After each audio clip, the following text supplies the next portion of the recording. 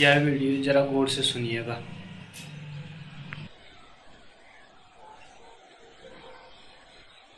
पहला प्रश्न, क्या धरती पर स्वर्ग उतारा जा सकता है? क्या भविष्य में कभी एक स्वस्थ, महत्वाकांक्षाओं और उत्तेजनाओं से मुक्त और प्रेमपूर्ण समाज का निर्माण हो सकता है? अतीत का अनुभव तो यही कहता है कि मुक्त पुरुषों के पास कुछ मुट्ठी भर लोग मुक्ति को प्राप्त हुए और शेष समाज वैसा का वैसा ही बना रहा। आप कुछ अनूठे अवश्य हैं, आपका प्रयोग भी बहुत मौलिक और क्रांतिकारी है। आप कहते हैं मनुष्यता भी प्रौढ़ हुई है, क्या इस बार हम कुछ नए की आशा संजो सकते हैं? अरुण, पृथ्वी पर स्वर्ग उतारने की कोई जरूरत नहीं। पृथ्वी स्वर्ग है, बस जागने की जरूरत है। स्वर्ग कहीं से लाना नहीं, ना ही स्वर्ग निर्मित करना है। स्वर्ग में हम जी रहे लेकिन सोए हुए। हमारे चारों तरफ स्वर्ग का उल्लास प्रवाहित है, स्वर्ग की रंगरेलियां चल रही,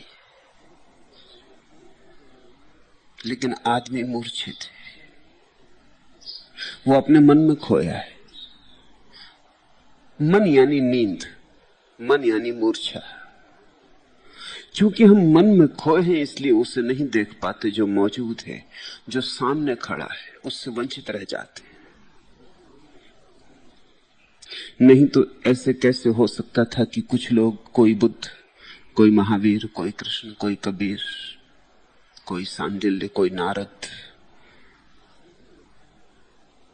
यहीं रहते हुए स्वर्ग को उपलब्ध हो गए। ऐसा तो नहीं हो सकता कि एक टुकड़ा स्वर्ग का बुद्ध के लिए उतरा होगा पृथ्वी पर। बुद्ध के लिए उतरता तो कम से कम जो बुद्ध के पास थे उनको भी दिखाई पड़ता। नहीं, ऐसा हुआ कि और सब सोए रहे, कोई एक व्यक्ति जाग गया। जो जाग गया वो स्वर्ग में प्रविष्ट हो गया। जागरण स्वर्ग का द्वार है। जागो तो तुम पाओगे कि स्वर्ग में ही थे, सदा से स्वर्ग में थे।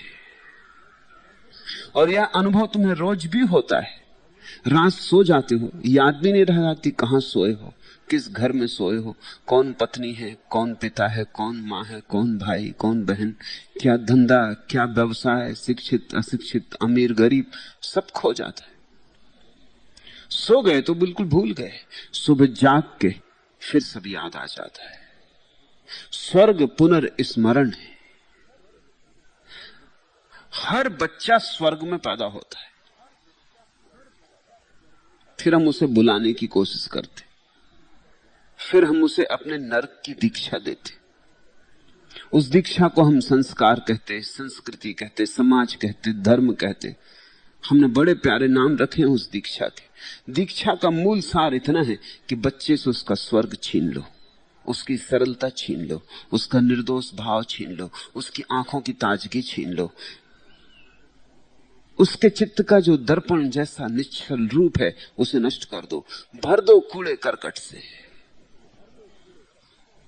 बच्चा पैदा होता है तो ना हिंदू होता, ना मुसलमान, ना ईसाई, ना जैन। बनाओ उसे जल्दी हिंदू, मुसलमान, जैन, ईसाई, बौद्ध, कहीं देर ना हो जाए। उसे कुछ पता नहीं होता क्या बुरा क्या भला। जल्दी उसे सिखाओ कि उसे बुरे भले का पता हो जाए। उसे कुछ पता नहीं भविष्य का, अतीत का। उसे समय की भाषा सिखाओ, उसे अतीत की याददाश्तें सिखाओ, उसे भविष्य की आकांक्षाएं दो। उसे कुछ पता नहीं कि महत्वाकांक्षी होना चाहिए। उसे दौड़ में लगाओ, उससे कहो तुझे प्रथम आना है। उसे सिखाओ कि दूसरों की गर्दन काटनी है। उसे सिखाओ कि अपने जीने के लिए ये बिल्कुल जरूरी है कि दूसरों की गर्दन काटी जाए। उसे सिखाओ कि दूसरों के सिरों की सीढ़ियां बनाओ और चढ़ते जाओ। उसे सीढ़ी चढ़ना सिखाओ। कहां पहुंचेगा ये कुछ पता नहीं, कोई कभी उस सीढ़ी से कहीं पहुंचा है इसका भी पता नहीं, मगर चढ़ते जाओ और चढ़ते जाओ। धन तो और धन, पद तो और पद, और की दीक्षा हम देते हैं। और की दीक्षा नरक की दीक्षा है। जितना है उससे तृप्त मत होना। जो पास हो उसकी फिक्र मत करना, जो दूर हो उसकी फिक्र करना। जो मिले उसको भूल जाना, जो ना मिले उसके सपने देखना। और क्या नरक है? असंतोष नरक है, संतोष स्वर्ग है। जो है बहुत है, जो है बहुत खूब है, जो है बहुत से ज्यादा है, जरूरत से ज्यादा है। और की जहां आकांक्षा नहीं, जो मिला है उससे जो अनुग्रहित है वह स्वर्ग में। हर बच्चा स्वर्ग में। इसलिए तुम देखते हो कोई बच्चा कुरूप नहीं होता, सब बच्चे सुंदर होते। स्वर्ग में कोई कुरूप कैसे हो सकता? सब बच्चे सुंदर पैदा हो जाते, सुंदर ही पैदा होते, फिर धीरे धीरे कुरूप होने लगते। फिर हिंदू, फिर मुसलमान, फिर ईसाई, फिर हजार तरह के अहंकार और हजार तरह की सीमाएं और हजार तरह के बंधन, और उनका चित्त संकीर्ण होता जाता, संकीर्ण होता जाता। फिर एक कारागृह रह जाता है, फिर सभी लोग कुरूप हो जाते। उस कुरूपता का नाम नरक है। तो पहली बात तो तुम्हें याद दिला दूं कि स्वर्ग कहीं से लाना नहीं है, स्वर्ग आया हुआ है। हम स्वर्ग में पैदा हुए, ये सारा अस्तित्व स्वर्ग है। नरक कहीं है ही नहीं, सिवाय आदमी के भ्रांति के। नरक कहीं भी नहीं। दुख आदमी का सृजन है, परमात्मा से केवल सुख की धारा ही बह रही। हम बड़े कुशल हैं, हम सुख को दुख बना लेने में कुशल हैं। हम फूलों से कांटे ढाल लेते, जहां अहोभाव होना चाहिए वहां हम शिकायतें खड़ी कर लेते, जहां झुकने की धारा बहनी चाहिए वहां हम अकड़ के खड़े हो जाते हैं और सूख जाते। गलती हमारी है, पृथ्वी की कोई गलती नहीं है। पृथ्वी सर्वांग सुंदर है, इसलिए यह हो सका कि जो जाग गया वो स्वर्ग में प्रविष्ट हो गया। बुद्ध यहीं स्वर्ग में रहे, मैं यहीं स्वर्ग में हूं। तुम भी उसी दुनिया में हो, मैं भी उसी दुनिया में हूं। हम कहीं अलग अलग दुनियाओं में नहीं, पर मेरे देखने का ढंग और तुम्हारे देखने का ढंग और। तो स्वर्ग देखने के ढंग की बात है, नरक भी देखने के ढंग की बात है। हमारी दृष्टि बदलनी चाहिए। दृष्टि ही सृष्टि है, उससे ही हम सृजन करते। जागो और तुम स्वर्ग में प्रविष्ट हो जाओगे, और स्वर्ग तुम में प्रविष्ट हो जाएगा।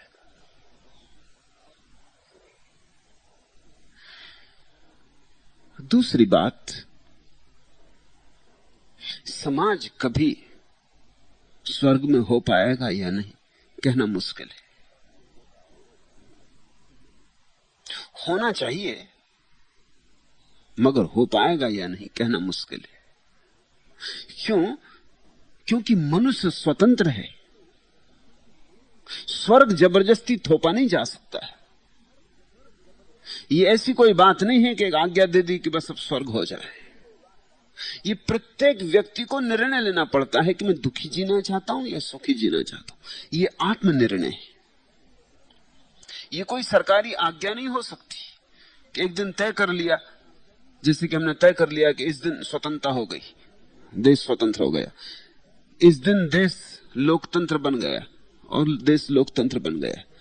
ऐसी कोई बचकानी बात नहीं है कि एक दिन हमने तय कर लिया कि फला तारीख को, फला सन 1 जनवरी को घोषणा हो जाएगी कि अब हम स्वर्ग में प्रवेश कर गए। इस तरह घोषणाओं से नहीं होने वाला है। प्रत्येक व्यक्ति को अपने निजी अस्तित्व में निर्णय लेना पड़ता है कि मैं क्या चुनूं, स्वर्ग या नरक।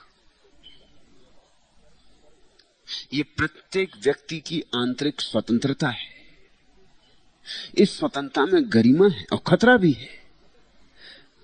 थोड़ा समझो, अगर स्वर्ग अनिवार्य हो तो स्वतंत्रता नष्ट हो जाएगी। अगर स्वर्ग ऐसा हो कि उससे अलग होने का उपाय ही ना हो, कि तुम्हें स्वर्ग में होना ही पड़े, तुम लाख उपाय करो तुम दुखी ना हो सको, तो वो सुख भी सुख नहीं रह जाएगा, उसमें स्वतंत्रता खो गई। और स्वतंत्रता सुख की एक अनिवार्य आधारशिला है।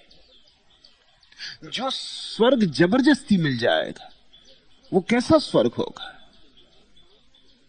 इसलिए स्वर्ग की संभावना में ही नरक भी छिपा है। समझ लेना बात को, स्वतंत्रता का अर्थ ही ये होता है। अगर तुमसे कोई कहे कि तुम्हें अच्छे काम करने की स्वतंत्रता है, तो इसका क्या मतलब होगा? इसका कोई मतलब नहीं होगा। अच्छे काम की स्वतंत्रता में बुरे काम की स्वतंत्रता सम्मिलित है। कोई कहे कि तुम्हें राम होने की स्वतंत्रता है, लेकिन राम होने की स्वतंत्रता में रावण होने की स्वतंत्रता सम्मिलित है। अगर तुम रावण हो ही ना सको तो फिर राम होने की स्वतंत्रता का अर्थ क्या है? रावण भी हो सकते हो, इसलिए राम होने का मजा है। नरक में हो सकते हो, इसलिए स्वर्ग में होने का मजा है। बीमार हो सकते हो, इसलिए स्वास्थ्य में रस है। मर सकते हो, इसलिए जीवन प्यारा है। घृणा घेर सकती है, इसलिए प्रेम में आनंद है। स्वतंत्रता विपरीत की स्वतंत्रता है। प्रत्येक व्यक्ति को हर बार निर्णय लेना पड़ता है। यह व्यक्ति की निर्णायकता पर निर्भर है। इसलिए समाज की भाषा में पूछो ही मत कि समाज कभी स्वर्ग में होगा या नहीं होगा। हाँ, इतना मैं जरूर कह सकता हूं कि लोग अब ज्यादा से ज्यादा स्वर्ग में होंगे, संख्या बढ़ती जाएगी। क्यों? उसके कुछ कारण हैं। पहले क्यों नहीं हो सका, उसके भी कारण हैं। बुद्ध जैसा व्यक्ति स्वर्ग में प्रवेश कर सका, बड़ी प्रतिभा की जरूरत थी,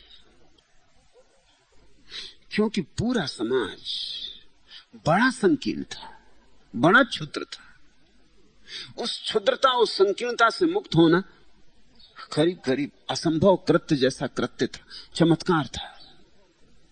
अब समाज उतना संकीर्ण नहीं। तुम देखते हो, मैं अभी भी जिंदा हूं, मुझे सूली नहीं लगा दी गई, और जो मैं कह रहा हूं उसके मुकाबले जीसस ने जो कहा था वो कुछ भी नहीं। लेकिन जीसस को सूली लग गई। समाज बड़ा संकीर्ण था, बड़ा क्षुद्र था। मैं जो कह रहा हूं वो बुद्ध भी तुमसे कहना चाहते थे, लेकिन कहा नहीं।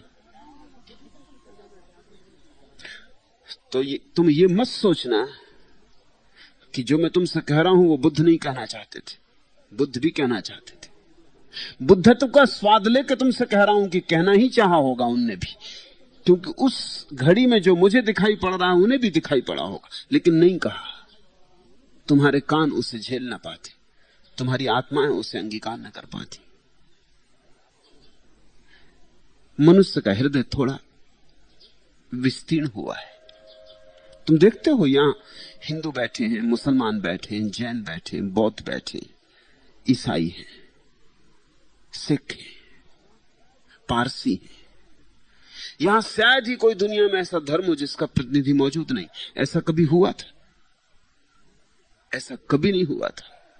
जीसस को सुनने वाले यहूदी थे, बुद्ध को सुनने वाले हिंदू थे, मोहम्मद को सुनने वाले एक दायरा था, एक सीमा थी। ऐसा संगम कभी घटा है? घट ही नहीं सकता था, असंभव था। मनुष्य इतना प्रौढ़ नहीं था। आज घट सकता है, आज घट सकता है तो संभावनाएं बड़ी हो गई। मैं ये नहीं कहता कि सारा समाज स्वर्ग में प्रवेश कर जाएगा, पर इतना जरूर कहता हूं कि अधिक से अधिक लोग प्रवेश कर सकेंगे। रोज द्वार बड़ा होता जाएगा। ऐसा समझो कि हर चीज के पीछे एक क्रमबद्ध श्रृंखला होती। जैसे समझो हम चांद पर पहुंच गए।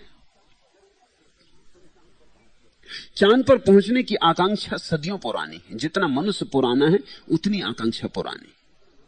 हर बच्चा पैदा होकर चांद की तरफ हाथ बढ़ाता है, चंदा मामा को पकड़ लाना चाहता है। रोता है कि चंदा को पकड़ूंगा।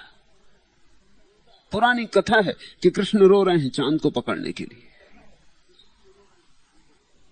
और यशोदा ने एक थाली में पानी भर के रख दिया और चांद का प्रतिबिंब थाली में पड़ने लगा, और कृष्ण ने थाली में बने चांद के प्रतिबिंब को हाथ डाल के पकड़ने की कोशिश की। चांद को पकड़ने की कोशिश बड़ी पुरानी है, लेकिन पहुंच हम पाए। अब तक नहीं हो सका था, ये अब हो सका। इसके पीछे एक क्रमबद्ध श्रृंखला है।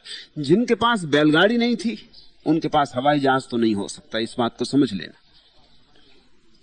बैलगाड़ी हो, फिर कार बने, फिर ट्रेन बने, फिर हवाई जहाज बने, फिर कहीं अंतरिक्ष यान बन सकता है। कोई आदिम समाज अंतरिक्ष यान नहीं बना सकता। इसलिए मैं कहता हूं कि तुम्हारी जो कहानियां हैं कि रामचंद्र जी पुष्पक विमान में बैठ के और ये अयोध्या आए, सब कहानियां हैं, क्योंकि साइकिल का भी उल्लेख नहीं, मोटर का भी उल्लेख नहीं। बिना कार के हवाई जहाज नहीं बन सकता, और जो हवाई जहाज बना लेंगे उन्होंने उसके पहले कार बना ही ली होगी, तो ही हवाई जहाज बन सकता है। एक क्रमबद्ध श्रृंखला है, एक सीढ़ी है। कोई भी घटना आकस्मिक नहीं घट जाती। अंतरिक्ष यान बन सकता है तभी जब हवाई जहाज अपनी पराकाष्ठा पर पहुंच जाए। ठीक ऐसा ही जीवन के और तलों पर भी सच है। महावीर ने जो कहा वो अकेला काफी नहीं है बहुत बड़ी संख्या को स्वर्ग में ले जाने के लिए। उसमें फ्रायड का जुड़ जाना जरूरी। कृष्ण ने जो कहा वो अकेला काफी नहीं है बहुत बड़ी संख्या को स्वर्ग में ले जाने के लिए, उसमें मार्क्स का जुड़ जाना जरूरी। और बुद्ध ने जो कहा वो काफी नहीं है बहुत बड़ी संख्या को स्वर्ग में ले जाने के लिए, उसमें आइंस्टीन का हाथ अनिवार्य है। आज एक हम अनूठी घड़ी में हैं। सारे उपकरण मौजूद हैं। पृथ्वी चाहे तो अब स्वर्ग की घोषणा कर सकती। बहुत बड़ी संख्या में लोग आंखें खोल सकते, ध्यान में उतर सकते, प्रार्थना पूर्ण हो सकते। अब बाधा उपकरण की दृष्टि से नहीं है, अब तो बाधा सिर्फ पुरानी आदतें तोड़ने की। फर्क समझ लेना। तुम्हारे लिए कार भी दे दी जाए तो जरूरी नहीं कि तुम उसमें बैठोगे। तुम कहोगे बैल कहां? बिना बैल के ये चलेगी कैसे? जब पहली दफा रेलगाड़ी बनी तो तुम जान के हैरान होगे, लंदन में उसमें कोई बैठने को राजी नहीं था, मुफ्त बिठाया जा रहा था। एक 30 मील की यात्रा करवाई जा रही थी, कोई रेलगाड़ी में बैठने को राजी नहीं था। लोग चारों तरफ देख के जाते, वो पूछते घोड़े कहां? बिना घोड़े की चलेगी कैसे? बड़ी मुश्किल से समझाया जाता उन्हें कि ये भाप से चलेगी। वो कहते ठीक चलो चल भी गई, फिर रुकेगी कैसे? और नहीं रुकी तो फिर हम तो बैठ जाएं इसमें, फिर ये ना रुके। कभी रोक के देखी, उसके पहले गाड़ी चली नहीं थी इसलिए किसी ने रोक के देखी भी नहीं थी। और बड़ी अफवाहें उड़ गई और छोटे मोटे लोगों ने उड़ाई। चर्च के बड़े पुरोहित ने भी घोषणा कर दी चर्च में रविवार को कि जो बैठेगा इस रेलगाड़ी में वो ध्यान रखे तो वो ईसाई नहीं रहा, क्योंकि कोई ईसाई कभी रेलगाड़ी में नहीं बैठा। और फिर परमात्मा ने रेलगाड़ी क्यों नहीं बनाई? अगर रेलगाड़ी बनानी ही थी तो परमात्मा बनाता। उसने तो प्रकृति पूरी बना दी 6 दिन में, फिर 7 दिन आराम किया, 7वें दिन आराम किया, 6 दिन में सब बना दिया। उसने हर चीज बना दी। रेलगाड़ी क्यों नहीं बनाई? ये रेलगाड़ी जरूर शैतान की ईजाद है। ये तर्क जचा लोगों को, फतवा मिल गया ऊपर से कि कोई रेलगाड़ी में ना बैठे। कोई बैठने को राजी नहीं था। तुम हैरान होगे कि लोगों को पैसे देने पड़े, और जो बैठने को राजी हो वो इस तरह के लोग थे, अपराधी, जुआरी, शराबी, जिनने कहा कि चलो ठीक है, रहे तो रहे, न रहे तो भी क्या, ईसाई न रहे तो भी क्या, और शैतान की गाड़ी चलो ठीक है, हम तो पुरानी शैतान के शिष्य। वो बैठ गए। सिर्फ 8 आदमी जिस गाड़ी में 300 लोगों के बैठने की व्यवस्था थी, सिर्फ 8 आदमी बैठे। पूरे लंदन में 8 हिम्मतवर आदमी मिले, वो भी छाती कड़ी करके बैठे थे कि पता नहीं क्या होने वाला है। रेलगाड़ी मौजूद है लेकिन बैठने को कोई राजी नहीं। आज ऐसी ही घड़ी है। मैं तुमसे जो कह रहा हूं लेकिन उसको तुम सुनने को राजी नहीं, सुन भी लो तो करने को राजी नहीं। तुम्हारी पुरानी आदतें, तुम्हारे पुराने विश्वास, तुम्हारी पुरानी श्रद्धाएं बाधा बन रही। उपकरण तो मौजूद है लेकिन कितनी देर तक ये बाधा बनेगी? 8 आदमी भी बैठ गए, अगर वही 8 आदमी मेरे सन्यासी हो गए, 8 आदमी भी अगर बैठ गए तो ये रेलगाड़ी चल पड़ेगी। और एक बार चल पड़ी तो संख्या बैठने वालों की बढ़ती जाएगी।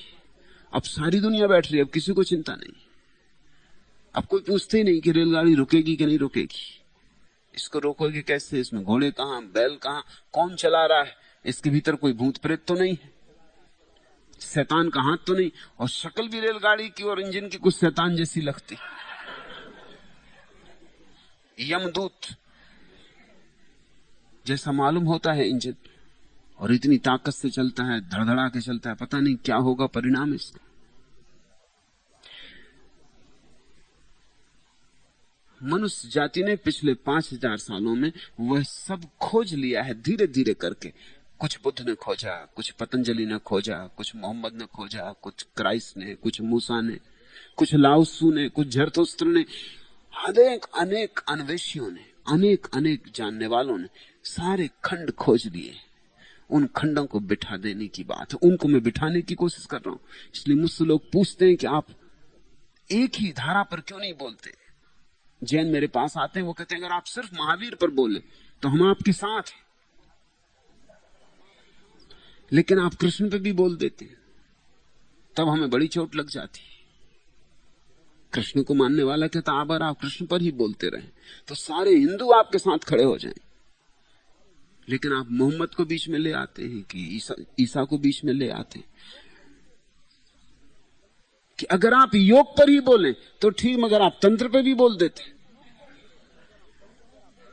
मेरी कोशिश और तरह की है, वैसी कोशिश कभी की नहीं गई। मैं सारे दुनिया में सत्य के जितने दर्शन हुए, जिन जिन झरोखों से सत्य की झलक देखी गई, उन सारी झलकों को तुम्हारे सामने इकट्ठा कर देना चाहता हूं, क्योंकि उनके इकट्ठे हो जाने पर ही भविष्य निर्भर है। उनके इकट्ठे होते ही मनुष्यता के इकट्ठे होने का आधार बन जाएगा।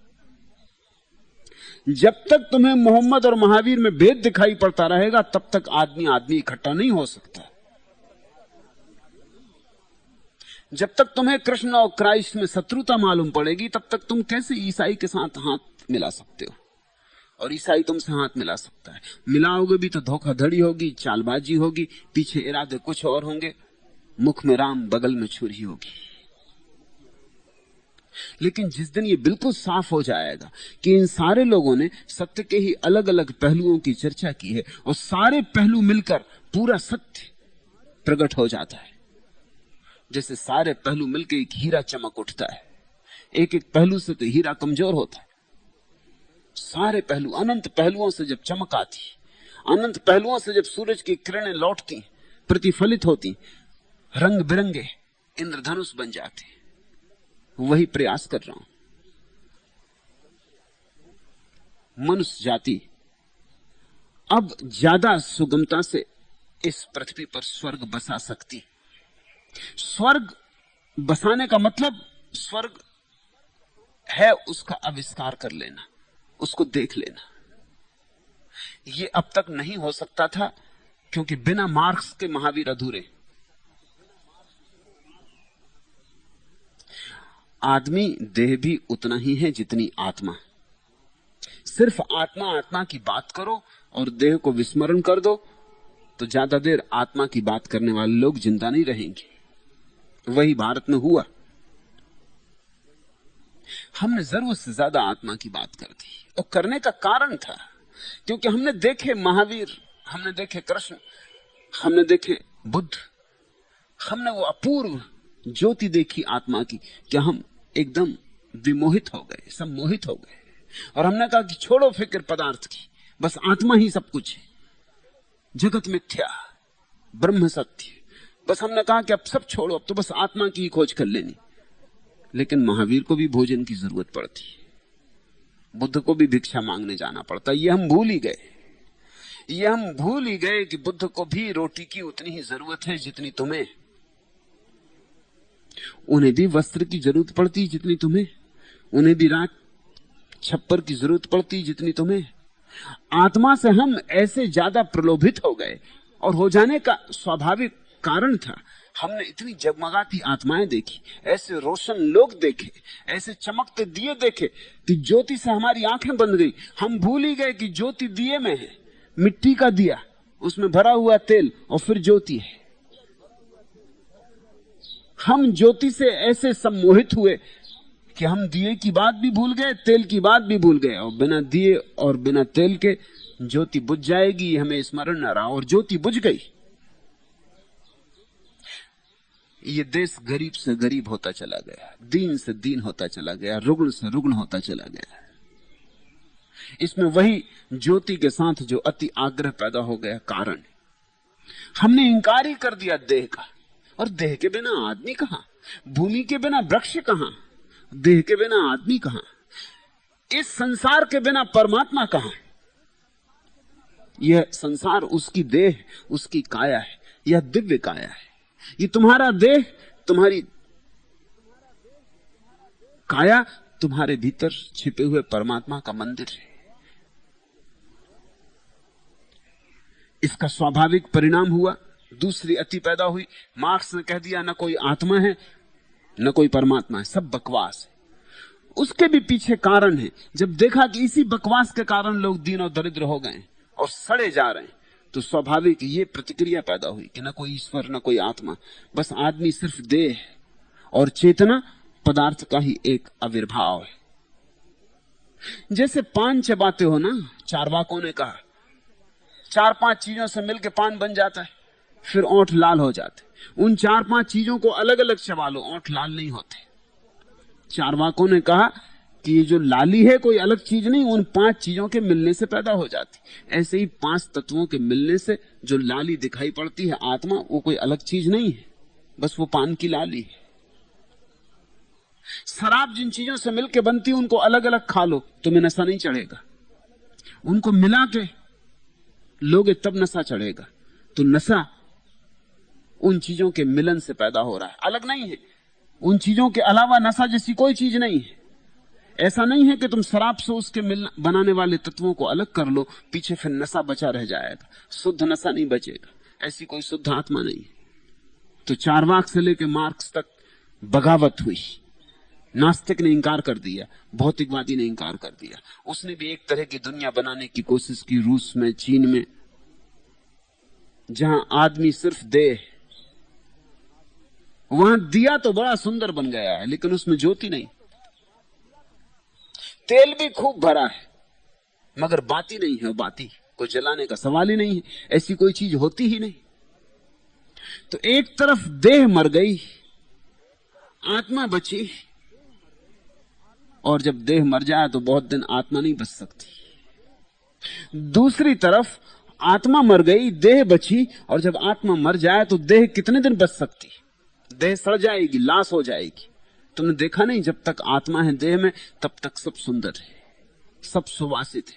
इधर आत्मा उड़ी, इधर पक्षी उड़ा कि देह सड़ी। फिर घर में घर के ही लोग, जो तुम्हें जरा सा कांटा गड़ जाता था तो रोते थे, तड़फते थे, वही तुम्हें ले चले मरघट जलाने। कितनी जल्दी पड़ती, तुमने देखा कोई मर जाता तो कितनी जल्दी होती। रोकने नहीं चाहते लोग एक घड़ी घर में मुर्दे को, अब सिवाय दुर्गंध के और कुछ नहीं। अगर घर के लोग रोने धोने में लगे होते हैं तो पास पड़ोस के लोग सहायता करते हैं, वो जल्दी से अर्थी बनाने लगते। मगर चलो ले चलो, अब जल्दी करो। सारा गांव बस एक ही बात में उत्सुक होता है, जल्दी जलाओ, निपटाओ, खत्म करो मामला। अब इसको घर में नहीं रखना है। ये तुम्हारी प्यारी माँ थी, तुम्हारी प्यारी पत्नी थी, तुम्हारे प्यारे पिता थे, तुम्हारा बेटा था, एक क्षण रोकने को राजी नहीं हो तुम। क्या हो गया? दिया बचा, ज्योति नहीं है। दिए का क्या मूल्य है? ये दो भ्रांतियां हो चुकी हैं, इसलिए पृथ्वी पर स्वर्ग नहीं बन पाया। इसलिए मैं तुमसे कहता हूं अब संभव है। और मैं तुम्हें जो जीवन दृष्टि दे रहा हूं वो न तो आध्यात्मिक है और न भौतिक है। मैं तुम्हें एक ऐसी जीवन दृष्टि दे रहा हूं जिसमें भौतिकता और अध्यात्म दोनों का समन्वय है, जिसमें दिया भी है और ज्योति भी है। इसलिए मुझसे सभी नाराज। मुझसे कम्युनिस्ट आता है वो नाराज। उसकी नाराजगी यह है कि आप कुछ बातें तो ठीक कहते, जहां तक दिए की बात करता हूं वो कहता आप बिल्कुल ठीक कह रहे हैं, मगर ये ज्योति की बात क्यों छेड़ देते? ये नहीं जचती, इससे हम आपसे नाराज हैं। और मेरे पास आध्यात्मिक व्यक्ति आते हैं, वो कहते हैं और सब तो ठीक है, आप जब ज्योति की बात करते हैं तो हम भी तल्लीन हो जाते, मगर आप देह की बात क्यों छेड़ देते हैं? उससे सब खराब हो जाता है। सिर्फ समाधि की बात करें, संभोग की बात क्यों उठा देते? अगर आप समाधि की बात करें तो सब सुंदर है। मेरे पास फ्राइड को मानने वाले लोग आते हैं, वो कहते हैं संभोग की बात करते हैं वो तो बिल्कुल ठीक है, ये समाधि को कहां से लाते? ये समाधि बिल्कुल झूठी बात है। तो मेरी अड़चन तुम समझना, मुझसे सब नाराज है। भौतिकवादी नाराज है क्योंकि मैं अध्यात्म की बात करता हूं, अध्यात्मवादी नाराज है क्योंकि मैं भौतिकवाद की बात करता हूं। लेकिन मैं दोनों की बात कर रहा हूं और मैं चाहता हूं कि तुम दोनों की बात समझ लो, क्योंकि तुम दोनों के जोड़ हो। और ये पृथ्वी आकाश और पृथ्वी का जोड़ है, और पृथ्वी पर स्वर्ग का आविर्भाव हो सकता है तभी जब हम दोनों को संभाल पाएं। इसकी संभालने की संभावनाएं बड़ी हो गई हैं, अब इतनी बड़ी कभी भी नहीं थी। इसलिए बहुत लोग प्रवेश पा सकते, मगर फिर भी मैं ये नहीं कह सकता कि समाज सामूहिक रूप से प्रवेश पा जाएगा। समाज के पास कोई आत्मा नहीं होती, प्रवेश तो व्यक्ति पाता है। सुख और दुख व्यक्ति में घटते, समाज में नहीं घटते। समाज के पास संवेदना का कोई आधार ही नहीं है। समाज तो केवल संज्ञा मात्र, नाम मात्र है। जैसे तुम यहां बैठे हो, 500 लोग मेरे सामने बैठे, ये 500 लोगों का समाज है। इसमें से एक एक आदमी उठ के चला जाएगा, जब सब चले जाओगे तो यहां पीछे कुछ भी नहीं बचेगा, कोई समाज नहीं बचेगा। तो समाज तो केवल एक नाम मात्र था, 500 लोगों के इकट्ठे मौजूद होने का नाम था। असलियत तो व्यक्ति थे, वो 500 व्यक्ति थे, 500 आत्माएं थी। अब तुम मुझे सुन रहे हो, यहां कोई समाज नहीं सुन रहा है मुझे, 500 व्यक्ति सुन रहे हैं। प्रत्येक व्यक्ति सीधा मुझे सुन रहा है, मेरे और व्यक्ति के बीच में कोई समाज नहीं। समाज काम चलाऊ शब्द है, उसका उपयोग करो, मगर ध्यान रखना समाज की कोई सत्ता नहीं है, समाज का कोई अस्तित्व नहीं है, संज्ञा मात्र है। ऐसा ही जैसे हम कहते हैं जंगल, जंगल का कोई अस्तित्व थोड़ी होता, अस्तित्व तो वृक्षों का होता है। जंगल का तो इतनी मतलब बहुत वृक्ष खड़े, जंगल का और कोई अर्थ नहीं होता। एक एक वृक्ष को अलग कर लो, जंगल सफाचट हो जाएगा, कहीं खोजे से न मिलेगा। तो मैं ये नहीं कह सकता कि समाज की तरह जीवन में क्रांति आ जाएगी, मगर अधिक से अधिक लोग बड़ी से बड़ी संख्याओं में स्वर्ग में प्रवेश कर सकते। ऐसा इसके पहले कभी भी समायोजन न था जैसा आज है।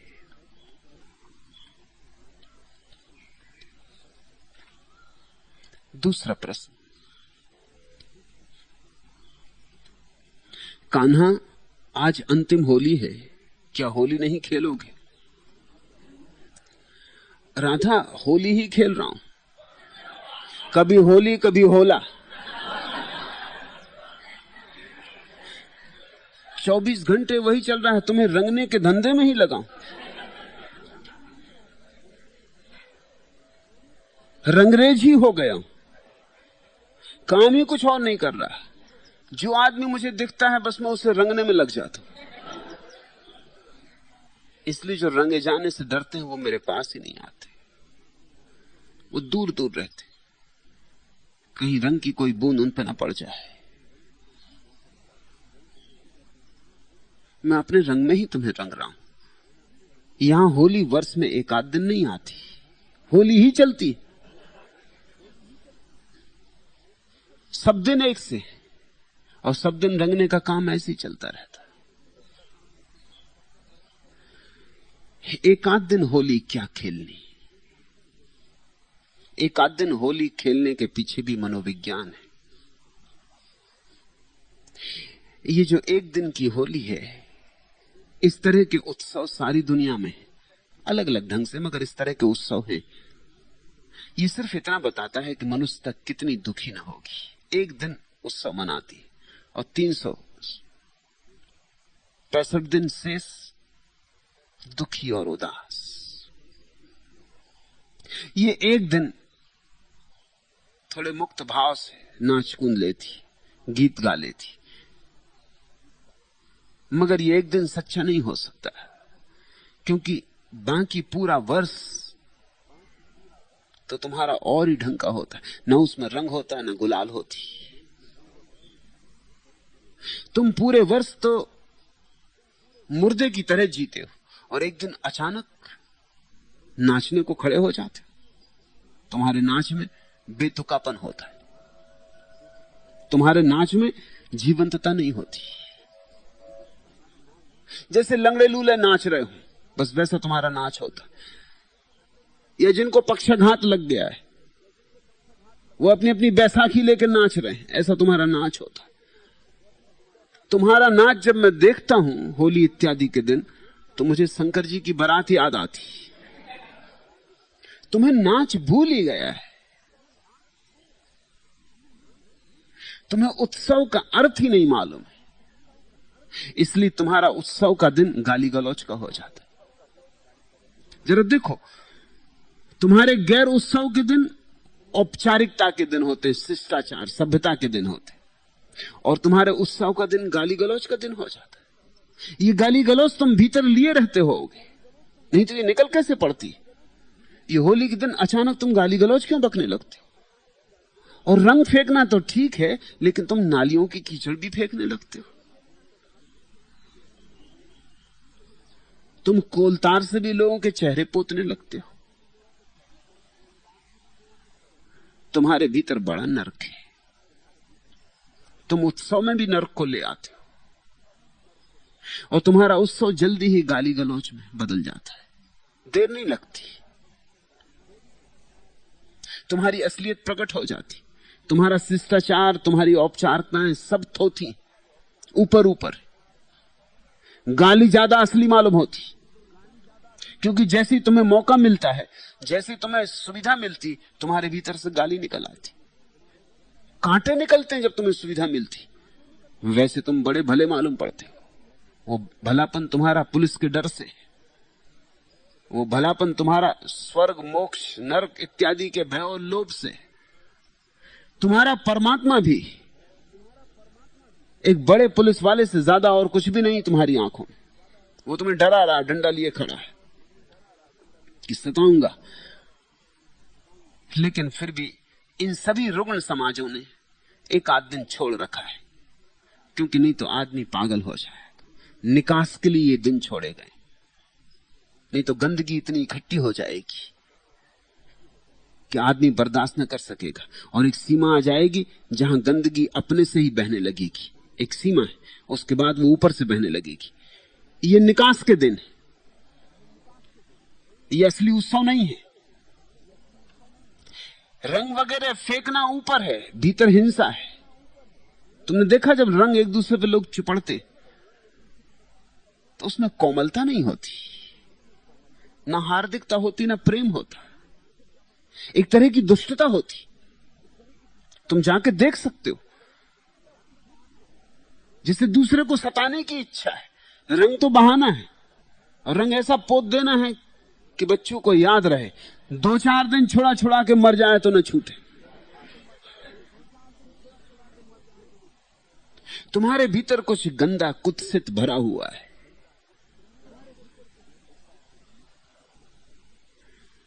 मेरी दृष्टि में जीवन पूरा उत्सव होना चाहिए, तो फिर होली इत्यादि की जरूरत न रहेगी। दिवाली एक दिन क्या, साल भर दिवाला, एक दिन दिवाली, ये कोई ढंग है जीने का? साल भर अंधेरा, एक आध दिन जला लिए दिए। साल भर मुहर्रम, एक आध दिन मना लिया जश्न, पहन लिए नए कपड़े, चले मस्जिद की तरफ, मगर तुम्हारी शक्ल मुहर्रम ही हो गई है। तुम लाख उपाय करो, तुम्हारी शक्ल पर मुहर्रम छा गया है। तुम्हारे सब उत्सव इत्यादि थोथे मालूम पड़ते, ऊपर से मालूम पड़ते। उत्सव का आधार नहीं, बुनियाद नहीं, उत्सवपूर्ण जीवन होना चाहिए। इसलिए मेरे इस आश्रम में न तो कभी दिवाली है न कभी होली है। यहां सदा होली है, सदा दिवाली है। यहां चल ही रहा है, यहां नृत्य शाश्वत है। यहां जो भी नाचना चाहे उसे निमंत्रण है। और ख्याल रखना, एक आध दिन कोई नाच ही नहीं सकता है। नाचता ही रहे, नाचता ही रहे, तो ही उसे नाचने का प्रसाद होता है। उसके नाचने में गुणवत्ता होती, उसके नाचने में अपूर्व भाव होता है, और उसके नाचने में कोमलता, सरलता। उसके नाच में हिंसा नहीं होती, नहीं तो तांडव नृत्य बन जाता है जल्दी ही नाच। तुम्हारे सब उत्सव तांडव नृत्य हो जाते, जल्दी ही गाली गलौज पे नौबत उतर आती। तुम्हारे सब उत्सवों में हिंदू मुस्लिम दंगे हो जाते। ये बड़े आश्चर्य की बात है। उत्सव के दिन दंगा क्यों, मारपीट क्यों, एक दूसरे को सताने की इच्छा क्यों, गाली गलौज क्यों, गंदे अश्लील नाच क्यों?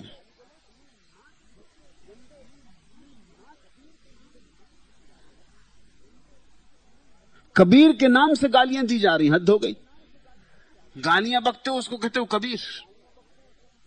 कबीर को तो बख्शो।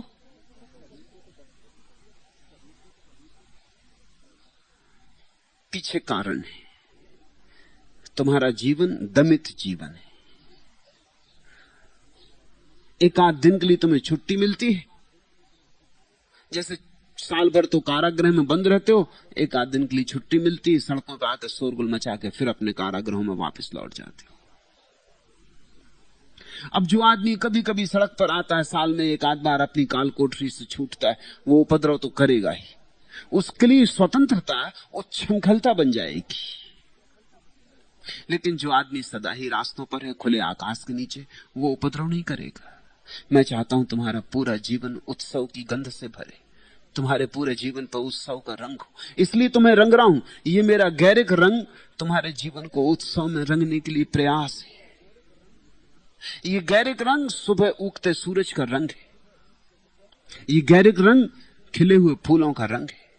ये गैरिक रंग अग्नि का रंग है, जिससे गुजर के कचरा जल जाता है और सोना कुंदन बनता है।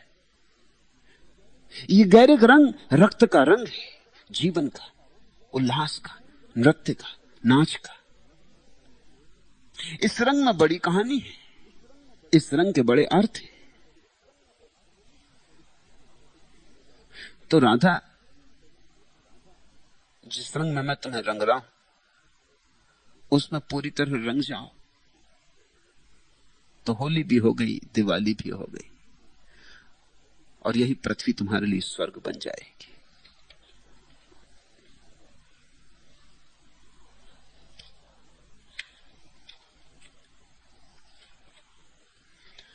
तीसरा प्रश्न, जब कुंडलनी या सक्रिय ध्यान में ऊर्जा जागृत होती है तो उसे नाचकर क्यों खत्म कर दिया जाता है? अरे कंजूस, तुम भारत के सच्चे प्रतिनिधि मालूम होते।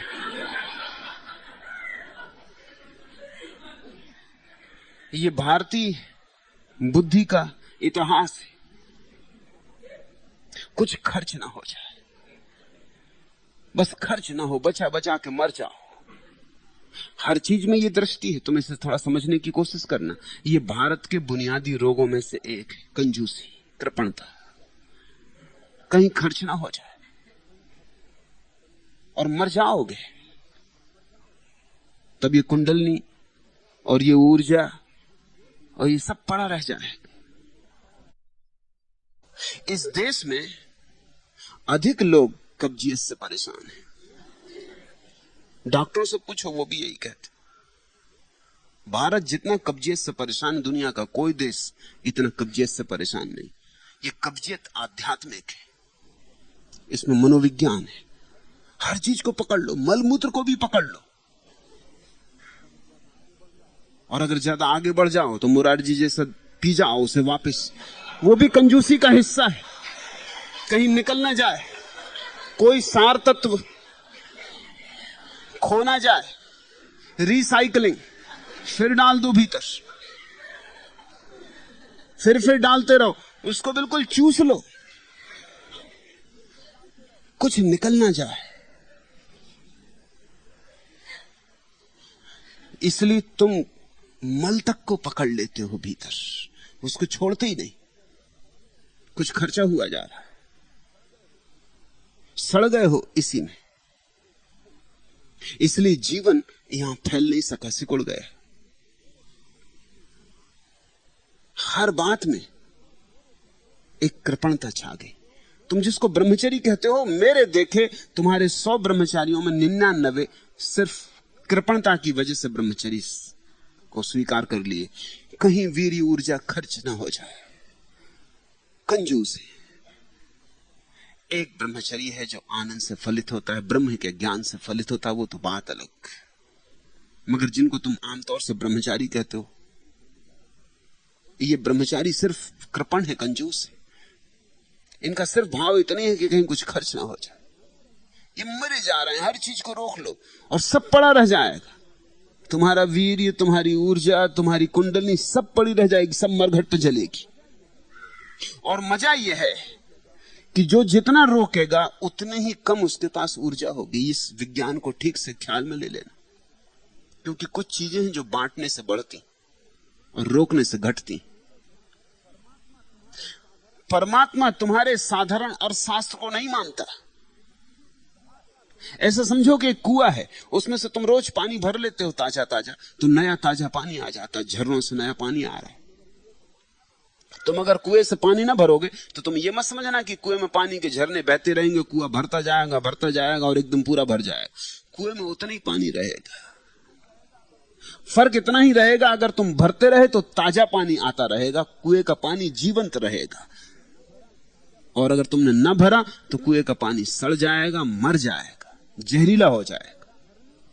और जो झरने कुएं को पानी दे सकते थे, तुमने भरा ही नहीं, उन झरनों की कोई जरूरत नहीं रही, वे झरने भी धीरे धीरे अवरुद्ध हो जाएंगे। उन पर पत्थर जम जाएंगे, कीच जम जाएगी, मिट्टी जम जाएगी, उनका बहाव बंद हो जाएगा। तुमने हत्या कर दी कुएं की। मनुष्य एक कुआं है। जैसे हर कुआं सागर से जुड़ा है, नीचे झरनों से, दूर विराट सागर से जुड़ा है, जहां से सब झरझर के आ रहा है, ऐसे ही मनुष्य भी कुआं है और परमात्मा के सागर से जुड़ा है। कंजूसी की यहां जरूरत ही नहीं, लेकिन प्रेम में आदमी डरता है कि कहीं खर्चा ना हो जाए। छोटे मोटे आदमियों की बात छोड़ दो, सिगमंड फ्रायड जैसा आदमी भी ये लिखा है कि बहुत लोगों को प्रेम मत करना, नहीं तो प्रेम की गहराई कम हो जाएगी।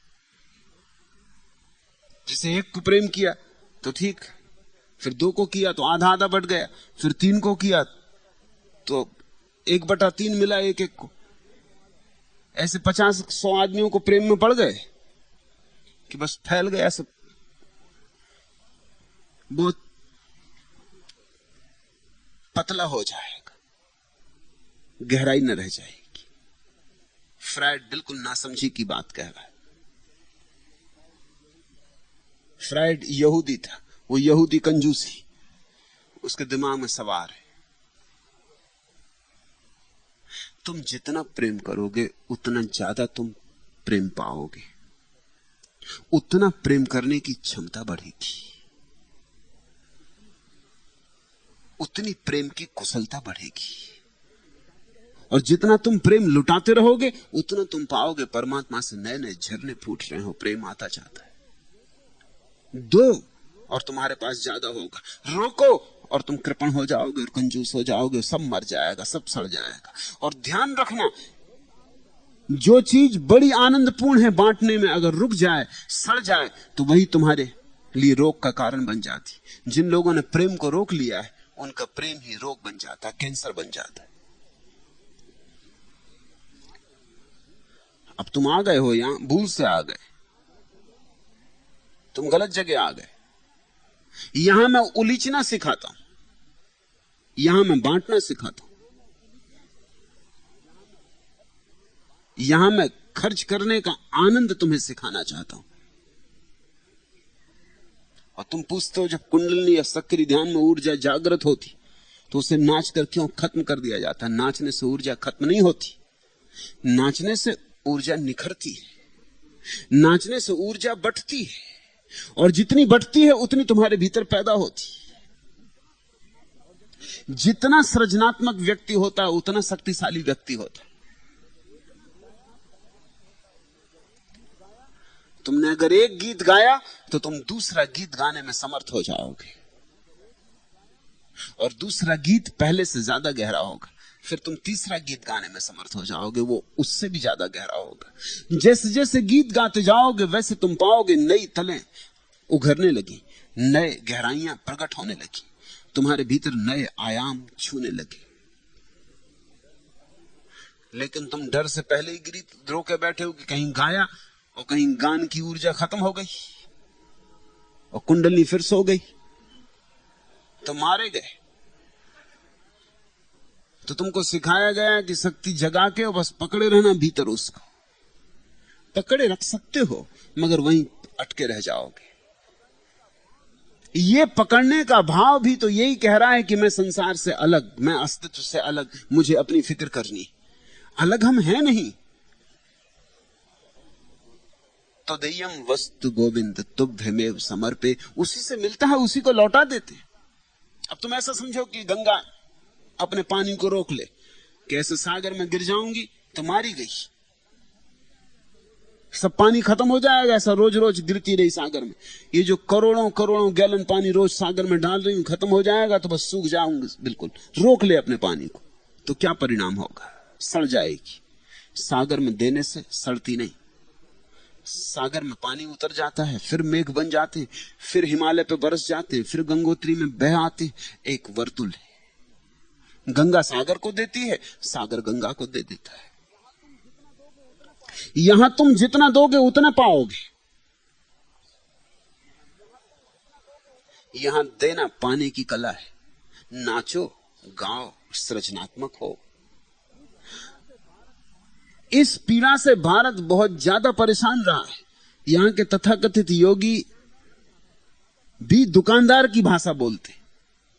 खर्चा ना हो जाए, अपनी ऊर्जा संभाल कर रखो। नाचना तो दूर, तुम्हें सिखाया जाता है कि जब ध्यान करने बैठो तो शरीर हिले भी नहीं, क्योंकि जरा ही हिले और छलक गई ऊर्जा, फिर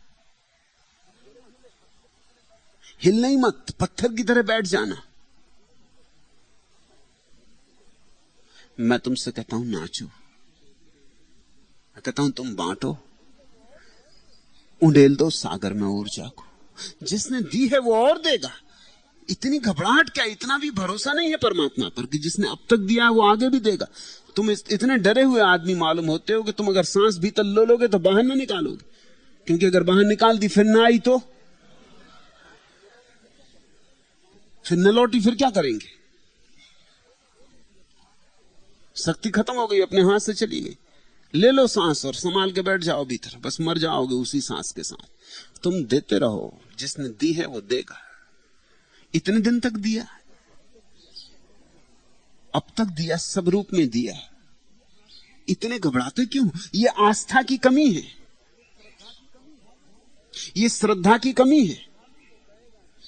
श्रद्धालु तो कहेगा कि ले लो मेरा जो काम लेना हो, जितना लेना हो। और तुमने एक मजे की बात देखी, जितना सक्रिय आदमी होता है उसके पास उतना ही समय होता है, और जितने काहिल और सुस्त होते हैं उनके पास बिल्कुल समय नहीं होता।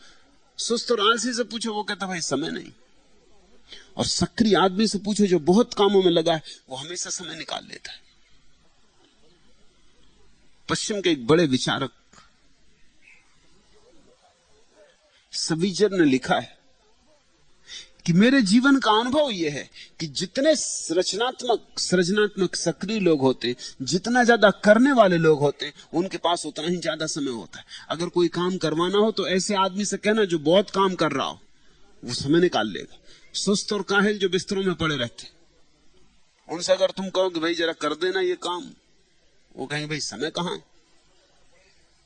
वो अपनी शक्ति बचाए पड़े हैं बिस्तर, अपनी रजाई ओढ़े कि कहीं शक्ति खर्च ना हो जाए, वहीं रजाई में मर जाओगे। ये कंजूसी छोड़ो, इस कंजूसी से मेरी जरा भी सहमति नहीं। मैं तुमसे कहता हूं जीवन की उत्फुल्लता से जियो।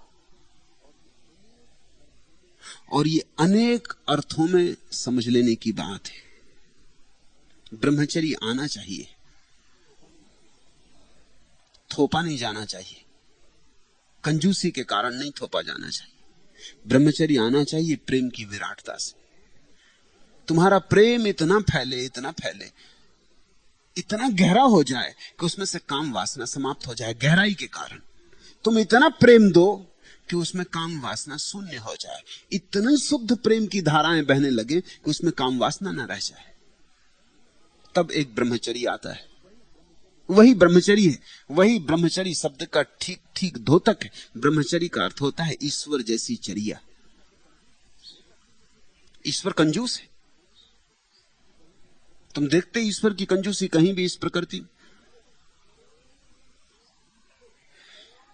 एक बीज से करोड़ों बीज पैदा होते, एक एक वृक्ष में करोड़ों बीज पैदा होते।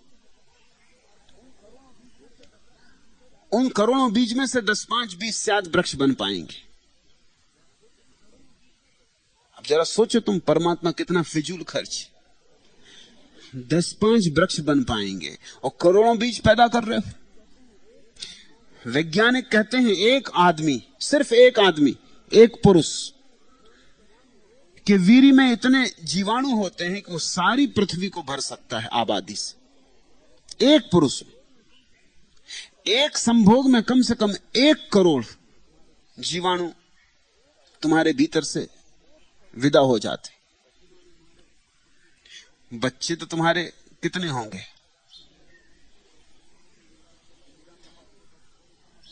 इंदिरा का वक्त होता तो थोड़े कम, अभी मुरारजी का थोड़े ज्यादा हो सकते। बाकी कितने? दर्जन 2 दर्जन कितने? इस समय पृथ्वी की जितनी आबादी है उतने जीवाणु एक पुरुष में होते, उतने बच्चे पैदा हो सकते। और फिजूल खर्ची देखोगे भगवान की। 10-5 बच्चों के लिए इतने जीवाणु पैदा करना, ये मामला क्या है? भगवान कंजूस नहीं, फिजूल खर्च। आनंद है उसका, उल्लास है उसका। हिसाब किताब से नहीं चलता, मस्ती से चलता है। अब ये सज्जन अगर कुंडली जग रही होगी तो ये बड़े घबराते होंगे कि अब थोड़ी सी ऊर्जा आ रही, अब जल्दी से मार के कब्जा इस पे बैठ जाओ, कहीं खर्चा ना हो जाए। बस तुम्हारे कब्जा मार के बैठने में ही मर जाएगी। होने दो प्रकट। ये जो उठ रहा है फन तुम्हारी कुंडलनी का, इसे फैलने दो, इसे बटने दो। ये जाएगी कहां? कहीं कुछ जाता नहीं है, सब यही है। क्योंकि हम सब एक हैं, हम सब संयुक्त हैं। कुछ खोता नहीं है, कुछ मरता नहीं है, सब शाश्वत रूप से यही है। लेकिन जब तुम देने में कुशल होते हो, जब तुम्हारे भीतर बहाव होता है, तब तुम्हारे भीतर जीवन अपने परम रूप में प्रकट होता है। तुम्हारे भीतर ब्रह्मचर्य फलेगा, लेकिन ब्रह्मचर्य कंजूसी से नहीं फलेगा। ब्रह्मचर्य दान से फलेगा, प्रेम से फलेगा। और तुम्हारे भीतर विराट ऊर्जा आएगी, लेकिन वो तभी आएगी जब तुम उलीसते रहोगे, उलीसते रहोगे, उलीसते रहोगे। कबीर ने कहा दोनों हाथ उलीचिए, यही सज्जन को काम। उलीसते रहो, रुकना ही मत उलीचने से। तो मेरा प्रयोग करके देख लो। कंजूस की तरह तुमने रहकर जी लिया है, अब तुम उलीझ के भी देख लो और तुम चकित हो जाओगे। इतना आता है मगर देने वाले के पास ही आता है। धन है वे जो बांटने में शर्तें नहीं लगाते, जो दिए चले जाते।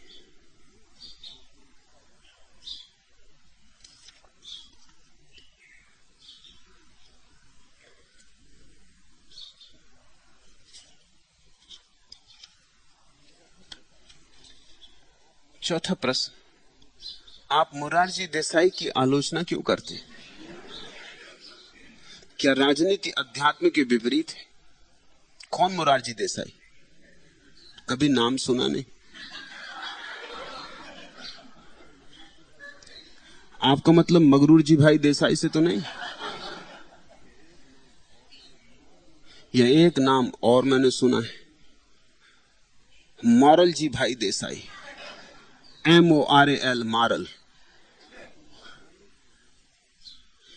आलोचना मैंने उनकी कभी की नहीं। आलोचना करने योग्य उनमें कुछ है नहीं। आलोचना करने योग्य कुछ होना भी तो चाहिए।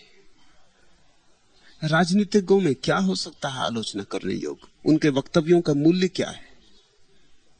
दो कौड़ी मूल्य नहीं है। आलोचना मैंने उनकी कभी नहीं की। हां, कभी कभी मजाक करता हूं, उससे ज्यादा मूल्य नहीं मानता। कभी कभी तुम्हें हंसाने को। तो जब भी मैं उनकी मजाक करूं, भूल के भी आलोचना मत समझना। और जब भी उनकी मजाक तुम सुनो या पढ़ो, कोष्टक में जोड़ लेना अपनी तरफ से है, होली है, बुरा न मान।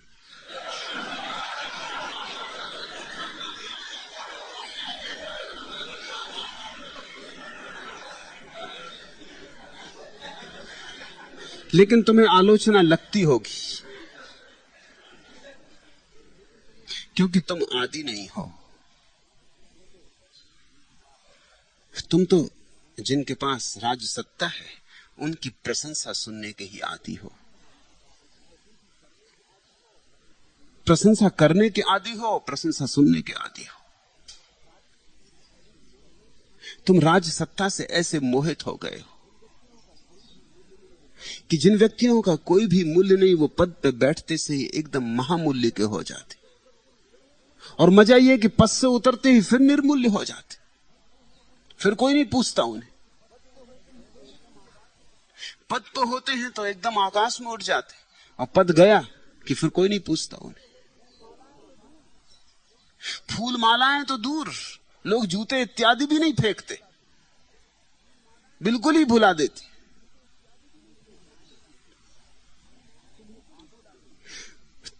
तुम्हें आदत नहीं है, शायद इसीलिए मैं बार बार मजाक में उनके नाम ले लेता हूं जो सत्ता में।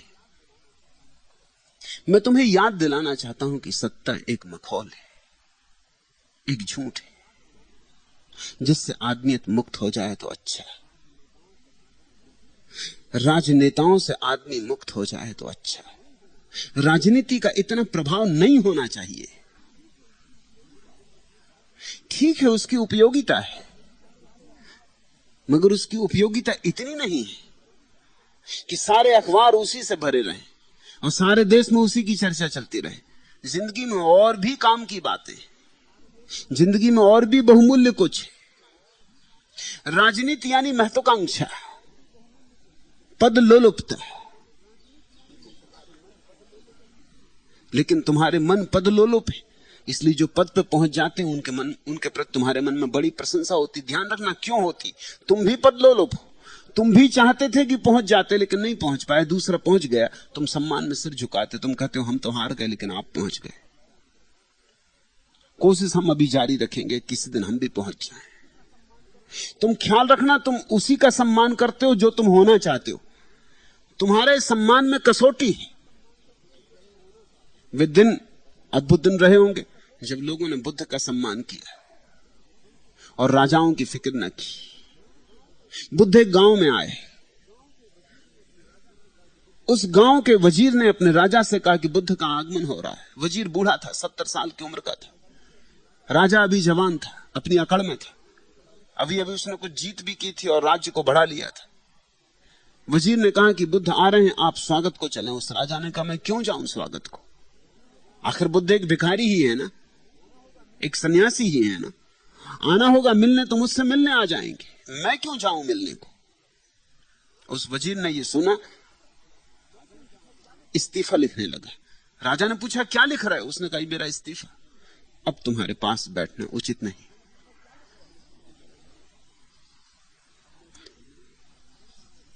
अब मैं इस महल में नहीं रुक सकता। क्यों, राजा ने पूछा। उस वजीर ने कहा जिस राजा को यह ख्याल आ जाए कि वो बुद्धों को भिखारी कह सके,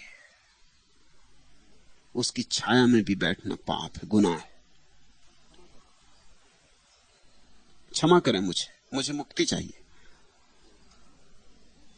राजा को बोध आया बात तो ठीक थी। उसने पूछा लेकिन तुम मुझे समझाओ तो। उस वजीर ने कहा समझाना क्या है, बुद्ध भी राजा थे, तुमसे बड़ी उनकी हैसियत थी, तुमसे बड़ा उनका राज्य था, और चाहते बढ़ाना तो बहुत बढ़ा सकते थे। उस सबको छोड़ दिया, लात मार दी। तुम अभी पदलोलुप हो, तुम अभी धन के पीछे पागल हो। ये आदमी उस पागलपन के बाहर हो गया, ये तुमसे बहुत आगे है, इसका सम्मान तुम्हें करना ही चाहिए। ऐसे दिन थे, राजा फकीरों का सम्मान करते थे। मोहम्मद ने तो कुरान में कहा है कोई फकीर कभी किसी राजा के घर ना जाए। जब भी आना हो राजा फकीर के घर आए। तब ऋषियों का एक सम्मान था, क्योंकि लोग ऋषि ही होना चाहते थे। ध्यान रखना, तुम जो होना चाहते हो उसी का सम्मान तुम्हारे मन में होता है। तब सन्यासियों का सम्मान था, अब नेताओं का और अभिनेताओं का सम्मान है। या तो नेता आए तो भीड़ इकट्ठी होती, या अभिनेता आए तो भीड़ इकट्ठी होती। बुद्ध आए तो तुम और अगर उस रास्ते जाते होते तो दूसरे रास्ते निकल जाते हो, कौन झंझट में पड़े, वहां क्या जाना। अभी तो जिंदगी बहुत पड़ी है, अभी प्रार्थना नहीं करनी, अभी ध्यान नहीं करना, अभी ये और ऊंची बातें हमें सुननी नहीं है, अभी तो नीची बातों का पूरा भोग कर लेना है। अभी तुम बुद्ध के पास नहीं जाते, अब तुम नेता राजनेता के पास जाते हो। ये मनुष्य की बड़ी विकृत स्थिति हुई। क्यों जाते हो तुम अभिनेता के पास? तुम फर्क देख लेना, अभिनेता के पास तुम्हें युवक और युवतियों की भीड़ मिलेगी। क्यों? क्योंकि वे सब अभिनेता होना चाहते। और राजनेताओं के पास तुम्हें उन लोगों की भीड़ मिलेगी जो राजनेता होना चाहते, छोटे मोटे सही, सरपंच हो जाएं कि मेयर बन जाएं कि मिनिस्टर हो जाएं कि कुछ भी हो जाएं, चार आदमियों की गर्दन पर हाथ आ जाए, अपना कब्जे में आ जाए। किसी ने आज मुझे अखबार की कटिंग भेज दी कि गणेशपुरी के मुक्तानंद मुरारजी देसाई का दर्शन करने पहुंचे। अब मुक्तानंद को मुरारजी देसाई का दर्शन करने जाने की क्या जरूरत है? और फिर जो बातचीत हुई वो और भी बड़ी महत्वपूर्ण। मुक्तानंद ने कहा कि यह देश साधुओं का देश, साधुओं के कारण ही यहां की सब उन्नति होती रही, और हम बड़े सौभाग्यशाली हैं कि एक साधु ही आपके रूप में हमारा प्रधानमंत्री।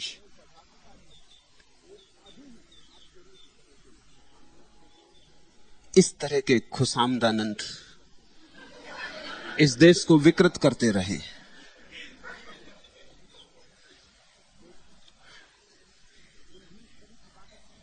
लेकिन तुम भी इस तरह की बातें सुनने के आदी हो गए, इसलिए जब मैं कभी किसी राजनेता की मजाक में कुछ कह देता हूं तुम्हें भी बड़ी हैरानी होती है। तुम सोचते हो आलोचना कर रहा हूं, आलोचना नहीं कर रहा हूं, सिर्फ इतना ही कह रहा हूं कि ये बातें मजाक से ज्यादा मूल्य नहीं रखती। उपेक्षा चाहिए। जीवन किसी और बड़े सत्य की खोज के लिए, मगर ये चलता है। तुम्हारे साधु सन्यासी सब दिल्ली की तरफ जाते, राजनेताओं से मिलने पहुंचते हैं। राजनेता उनसे मिलने नहीं आते, राजनेताओं का दर्शन करने जाते हैं। किस तरह के साधु सन्यासी, क्या प्रयोजन तुम्हें? लेकिन साधु सन्यासी नहीं है, साधु सन्यासी के रूप में छिपे हुए राजनीतिज्ञ हैं। इसलिए तो राजनीतिक को भी साधु कह पाते। बात बिल्कुल ठीक कही मुक्तानंद ने। मुक्तानंद में कहीं राजनीति होगी, उसी राजनीति के कारण गए होंगे, नहीं तो जाने की कोई जरूरत न थी। मुक्तानंद ऊपर से साधु हैं, भीतर कहीं राजनीति पड़ी है, कहीं कुछ लाभ की दृष्टि होगी, खुशामद से कुछ पालेने का इरादा होगा। और राजनेता को साधु कहना, तो फिर असाधु कौन होगा? फिर तो बड़ी मुश्किल हो जाएगी, फिर असाधु कोई हो ही नहीं सकता।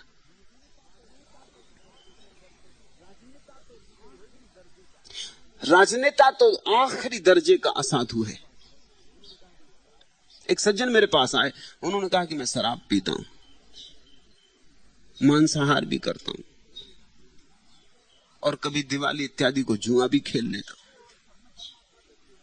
और आप कहते हैं आप सब में परमात्मा देखते हैं, क्या आप मुझ में भी परमात्मा देखते हैं? मैंने कहा मैं मुरारजी देसाई तक में परमात्मा देखता हूं। तुम्हारी तो हैसियत ही क्या है, तुम तो हो किस गिनती में? राजनेता तो आखिरी है, उसके कारण तो मनुष्य जाति बड़े कष्टों में पड़ी है। सारे युद्ध, सारी हिंसाएं, सारी जालसाजियां, सारी चालबाजियां।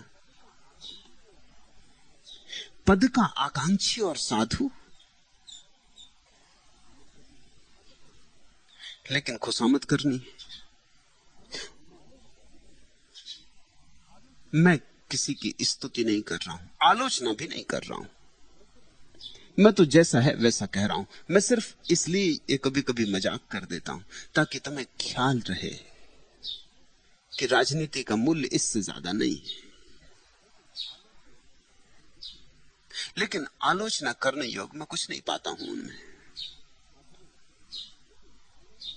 साधारण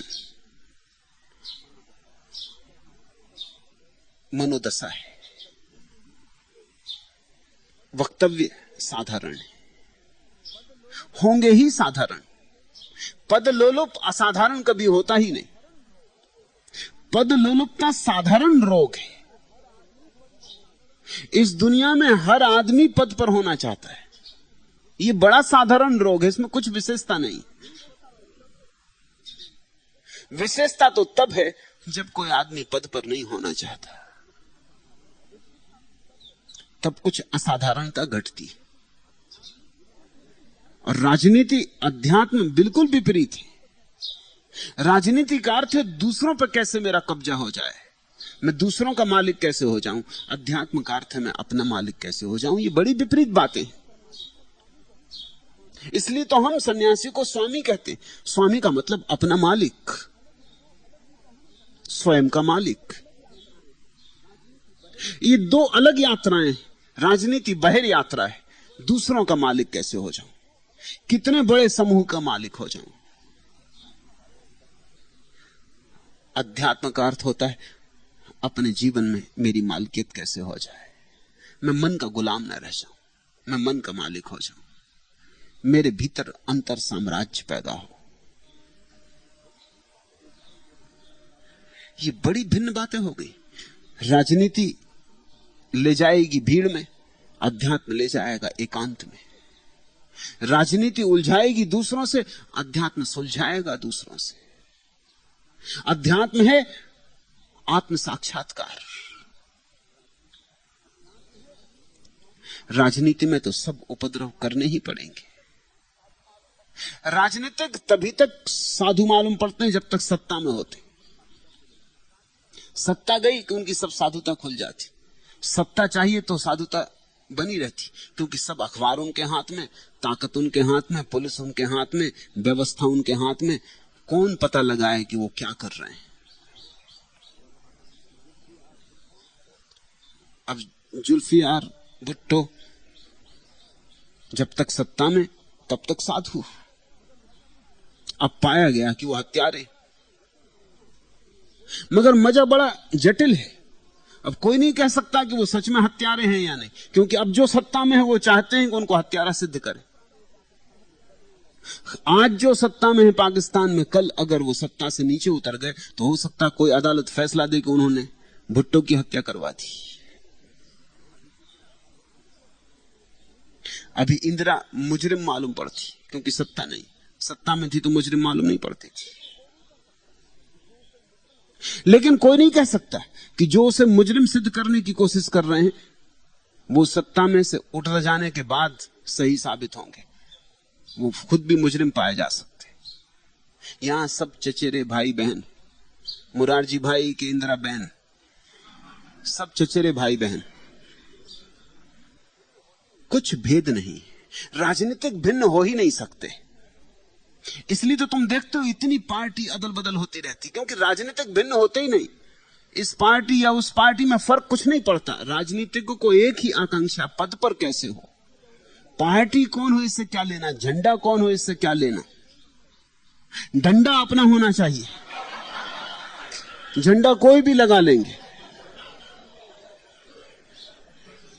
बस डंडा अपने हाथ में होना चाहिए। तो राजनीतिक तो अवसरवादी होगा ही, उसको तो एक ही जोड़तोड़ बिठानी, और जोड़तोड़ में वो अकेला नहीं है, बड़ी प्रतिस्पर्धा है। इसलिए बेईमानी भी होगी, धोखाधड़ी भी होगी, लोगों के पैर भी काटे जाएंगे, लोगों को गिराया भी जाएगा, लोगों को हटाया भी जाएगा, ये सब होगा। और इस सब के लिए तुम जिम्मेवार हो, ध्यान रखना, क्योंकि तुम इस तरह के लोगों को मूल्य देते हो। इस मूल्य के कारण ये लोग पागल की तरह उस तरफ दौड़ते। अब तुम ये मत सोचना कि अगर कोई आदमी प्रधानमंत्री होके दूसरों को परेशान कर डालता है, रुश्वत ले लेता है, लोगों की टांगें तोड़ देता है, लोगों की गर्दनें गिरवा देता है, लोगों को जेलों में डाल देता है, तो वो जिम्मेवार है। तुम भी जिम्मेवार हो, तुम ही असली जिम्मेवार हो। तुम इतना मूल्य देते हो पद को कि एक आदमी को लगता है कि इस पद को पाने के लिए कुछ भी करना योग्य है। पद को मूल्य देना कम करो, ताकि लोगों को ऐसा साफ होने लगे कि इस सड़े पद के लिए जिस पर लोग सिर्फ हंसते हैं, मजाक करते, इसके लिए इतना पाप करना उचित भी है। मेरी बात समझ में आ रही तुम्हें? राजनीति से मूल्य को खींच लो, राजनीति को मूल्यहीन कर दो। मूल्यहीन हो जाए राजनीति तो इतना उपद्रव नहीं होगा, कौन फिक्र करेगा फिर। अगर रोज अखबार में प्रधानमंत्री की तस्वीर न छपती हो और रोज व्याख्यान न छपता हो, सारा अखबार उन्हीं से न भरा रहता हो, तो आदमी सोचेगा कि सार क्या है, इतने से पद के लिए इतनी मेहनत, इतनी परेशानी, और लोग कोई मूल्य नहीं देते। रास्ते से निकल जाते हैं, लोग नमस्कार भी नहीं करते, तो सार क्या है। राजनीति को अति मूल्य दोगे तो फिर सभी चीज सार्थक हो जाती है। एक आध की हत्या भी करनी पड़े तो चलता है, करने योग्य मालूम होता है, और फिर पद पर पहुंच गए तो सब छिप जाएगा। इसलिए जो पद पर पहुंच जाता है फिर पद नहीं छोड़ना चाहता, क्योंकि छोड़ते से ही फिर सारा पाखंड खुलेगा, सारी धोखाधड़ी खुलेगी। पद जब तक है तब तक सुरक्षा है।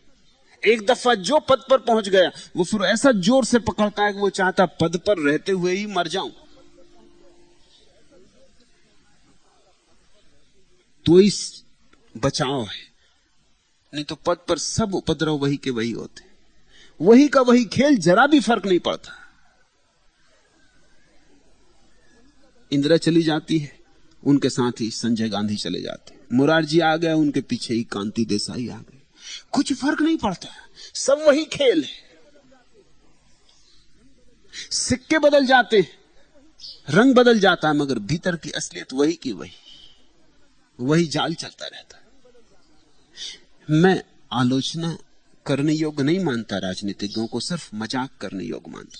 तो जब कभी मुझे तुम्हें हंसाना होता तो मैं उनका नाम ले देता हूं। जब मैं देखता हूं तुम सोने लगे या नींद आने लगे, या देखता हूं कोई जम्हाई ले रहा है, तब मैं सोचता हूं कि अब सिवाय मुरारजी देसाई के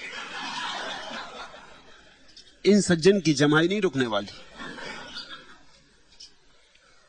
तो उनके खुले मुंह में मुरारजी देसाई को डाल देते, उससे वो चौंक के बैठ जाते। सोचने लगते हैं मुरारजी देसाई की बात आई, कुछ मतलब की बात आई होगी। जैसे वो जाग जाते हैं मैं मुरारजी को भूल जाता हूं, फिर अपनी बात पे आ जाता हूं। इससे ज्यादा मूल्य नहीं।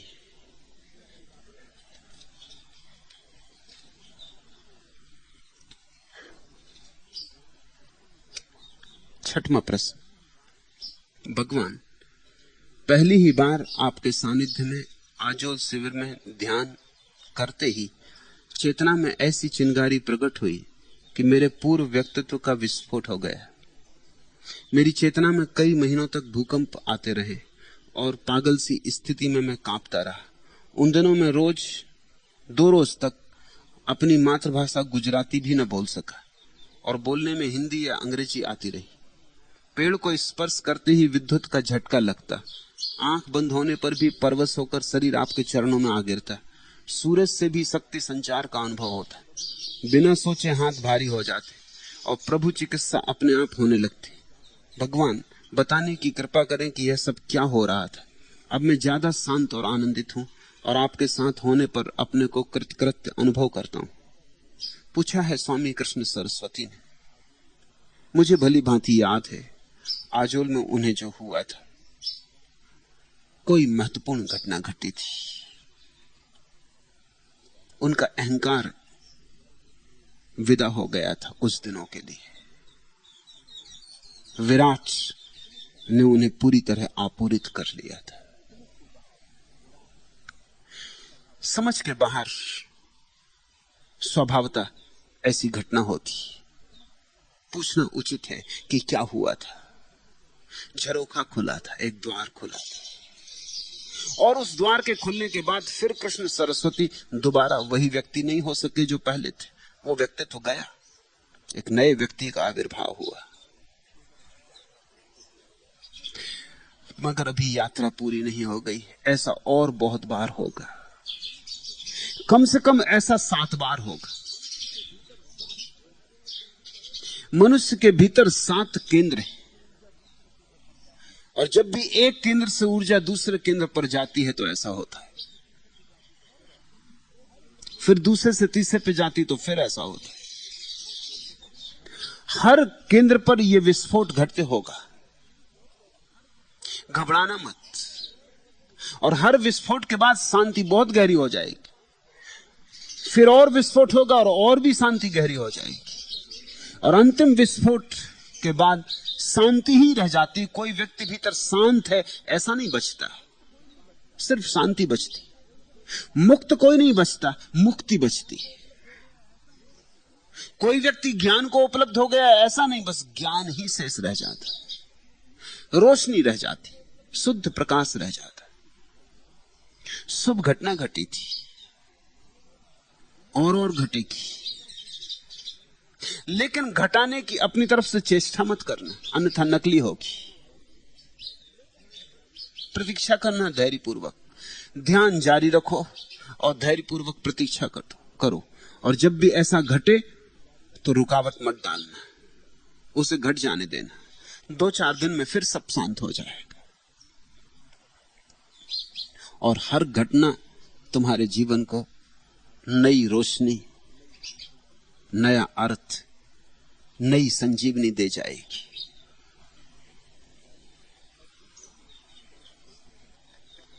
और दूसरा प्रश्न भी कृष्ण सरस्वती का है।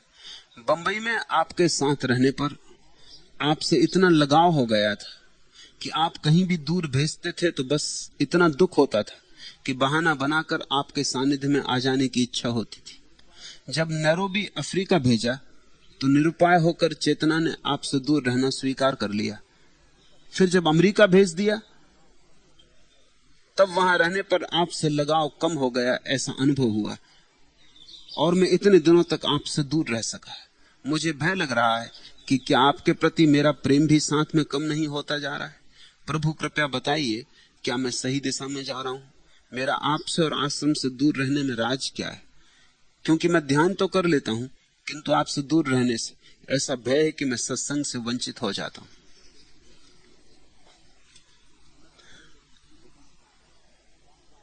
मैं कृष्ण सरस्वती को दूर दूर भेजता रहा हूं और वो भाग भाग के वापस भी आते रहे। नेहरू भी भेजा था तो कुछ ज्यादा देर रुके, फिर अमेरिका भेजा तो कोई 2 साल रुके। जानकर ही ऐसा कर रहा हूं, यह तुम्हारे हित में है इसलिए ऐसा कर रहा हूं। मेरे पास रहोगे तो वो जो विस्फोट घटा है वो इतनी शीघ्रता से घटेगा, इतनी बार बार घटेगा कि विक्षिप्त हो जाने का डर है। उसके लिए समय चाहिए, अंतराल से घटना चाहिए। भटक नहीं रहे हो, किसी गलत दिशा में नहीं जा रहे हो, मैं भेज रहा हूं इसलिए जा रहे हो। और जब मैं पाऊंगा कि अब आवश्यकता नहीं है भेजने की, तब यहां रोक लूंगा। अभी वैसी घड़ी नहीं आई। और तुम सौभाग्यशाली हो, क्योंकि ऐसे बहुत कम लोग हैं जिनको इतनी तीव्रता से घटना घट सकती है कि मुझे ख्याल रहे कि कहीं वो पागल ना हो जाए। तुम जितना समा सकते हो, जितना बचा सकते हो, उतना ही घटना उचित है। तुम अगर जरूरत से ज्यादा खुल जाओ तो टूट जाओगे, बिखर जाओगे। पागलपन भी हो सकता है, मृत्यु भी हो सकती है। इसलिए जान के तुम्हें थोड़े दिन यहां रहने देता हूं, फिर वापस भेज देता हूं। अब फिर तुम्हें अमेरिका वापस भेजता हूं, फिर अमेरिका चले जाओ, मेरे काम में लगे रहो। मुझे ख्याल है ध्यान भरना छूटे। सत्संग की जब जरूरत होगी तुम बुला लिए जाओगे। जितनी जरूरत होगी उतना तुम्हें मिल जाएगा। जिसकी जितनी जरूरत है उतना मैं दूंगा ही। जरूरत से ज्यादा कभी कोई ले ले तो नुकसान हो सकता है। और कभी कभी आध्यात्मिक अनुभव का लोभ ऐसा पकड़ता है कि जरूरत से ज्यादा ले लेने का मन हो जाता है। मुझे ख्याल रखना पड़ेगा कि तुम्हें जरूरत से ज्यादा ना मिल जाए, नहीं तो अपच होगा। और इसका भय मत करो। लगाव कम हो रहा है यह अच्छा है। लगाव कम हो, आसक्ति कम हो तो ही प्रेम शुद्ध होता है। प्रेम के मार्ग में लगाव ही बाधा है, आसक्ति ही बाधा है। आसक्ति और प्रेम विपरीत है।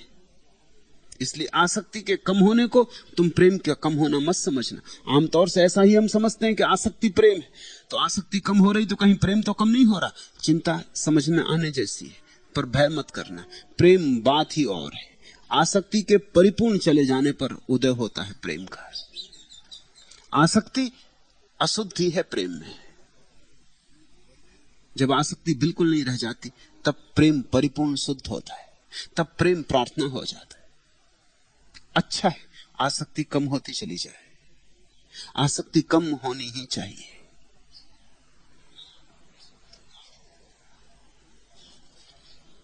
आखिरी प्रश्न,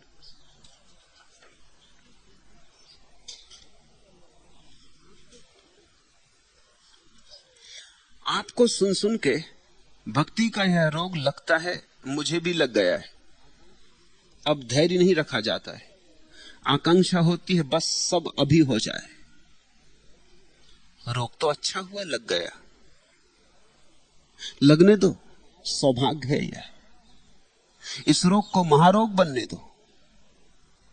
ये रोग इतना बड़ा हो कि इसमें ही तुम लीन हो जाओ। इस रोग के ही द्वार से परमात्मा तुम में प्रवेश करेगा। तुम्हारा मन परमात्मा में अटक रहा है, उलझ रहा है, ये अच्छी बात है। पीड़ा भी बहुत होगी,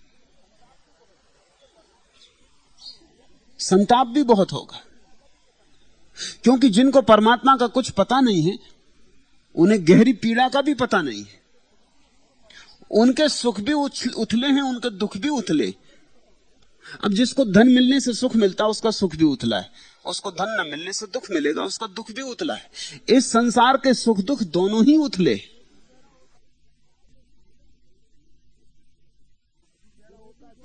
परमात्मा के साथ सुख भी गहरा होता है, दुख भी गहरा होता है, विरह भी गहरा होता है, तभी तो मिलन गहरा हो पाता है। अच्छा हुआ तुम अब अटके हो, इससे पीड़ा होगी। झुरमुट में अटका चांद, कहीं अटका मन मेरा भी। दिन डूबा, दिन के साथ जगत का कोलाहल डूबा, कुछ मतलब रखता है अब तो मेरा भी मंसूबा। तारे मेरे मन की गलियों में दीप जलाते हैं, मेरे भावों में रंग भरता गोधूली अंधेरा भी। झुरमुट में अटका चांद, कहीं अटका मन मेरा भी। जैसे झुरमुट में चांद अटक जाता है, ऐसे ही मन आकाश में अटकने लगता है। तब अड़चन होती, तब बेचैनी होती, क्योंकि कैसे पहुंचे उस दूर परमात्मा तक जिसमें मन उलझ गया। कैसे पहुंचे उस चांद तक जो झुरमुट में अटका मालूम होता है। मालूम तो होता है पास है, पर बहुत दूर है, और दूरी खलती है। तब स्वाभाविक आकांक्षा उठनी शुरू होती, जल्दी हो जाए, अभी हो जाए, अब देर ना करो, अब देर ना लगाओ। मगर जब जो होना है तभी होता है, और जब जो होना चाहिए तभी होना चाहिए। कच्चा फल गिर जाए तो सड़ जाएगा, पकना चाहिए। कच्ची कली तोड़ लो, फूल ना बन पाएगी, फूल बनना चाहिए। हर चीज की प्रौढ़ता है, हर चीज के पकने का एक क्षण और हर चीज का एक मौसम है। इस प्रतीक्षा को आनंदपूर्ण बनाओ। आकांक्षा छोड़ो, प्रतीक्षा करो।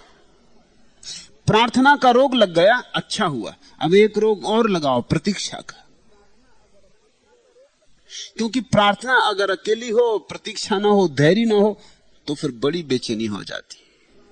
उस बेचैनी को संभालना असंभव हो जाता है। प्रार्थना के साथ साथ प्रतीक्षा की कला भी सीखो। वह रोग भी लग जाएगा, यहां आते रहो। मधुर प्रतीक्षा ही जब इतनी, प्रीत तुम आते तब क्या होता।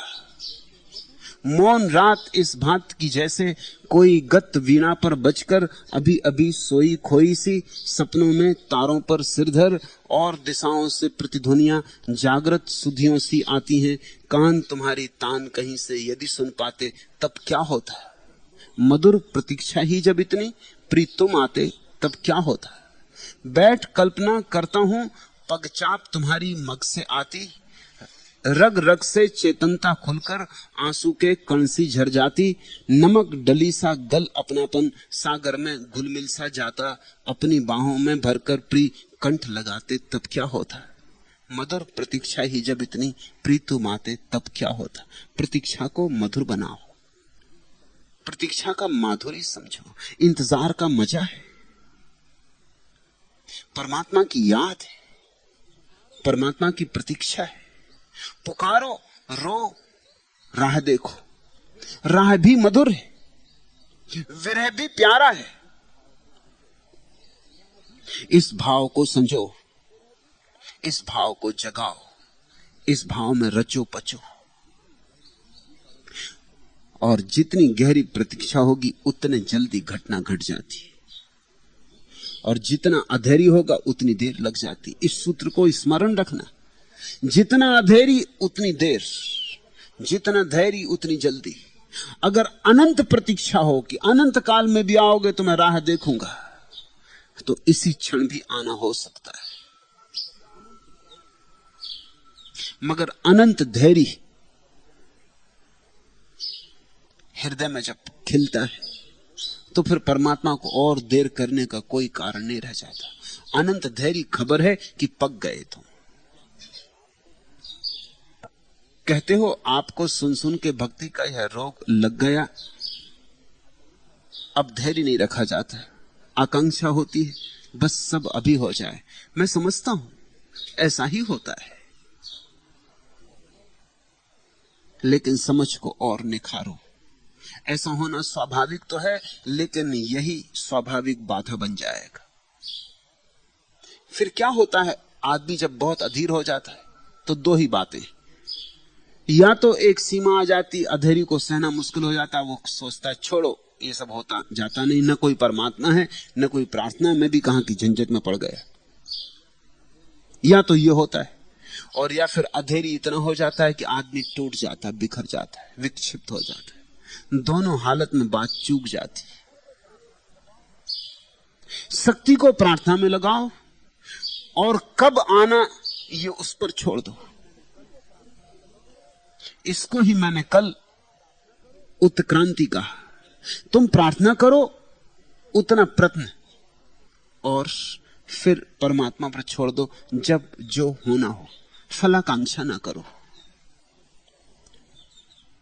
उतना प्रसाद।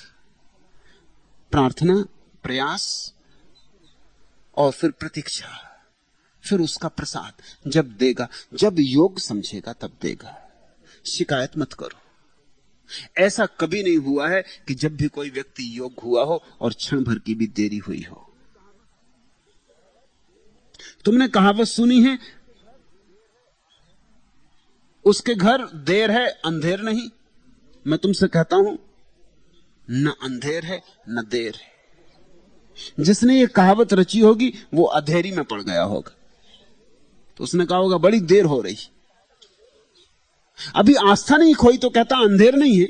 अभी आशा है, कहता कभी ना कभी मिलेगा, लेकिन बड़ी देर हो रही। मगर देर में सिर्फ तुम्हारा अधेरी प्रकट हो रहा, कभी देर नहीं होती। सब समय पर घट जाता है। इस भाव को गहरा होने दो। एक रोग लग गया, अब दूसरा और लगा लो। वे दोनों रोग एक दूसरे को संतुलित कर देंगे और तुम्हारी शांति खंडित ना होगी, और तुम्हारी प्रार्थना निरंतर बढ़ती रहेगी, और तुम्हारी प्रार्थना विक्षिप्त ना होगी। तुम्हारी प्रार्थना एक दिन विमुक्ति बन जाए। उसके लिए यह जरूरी कि तुम धैर्य का पाठ भी सीखो। आज इतना ही। अगर यह वीडियो आपको अच्छी लग रही हो तो वीडियो को लाइक और चैनल को सब्सक्राइब करें।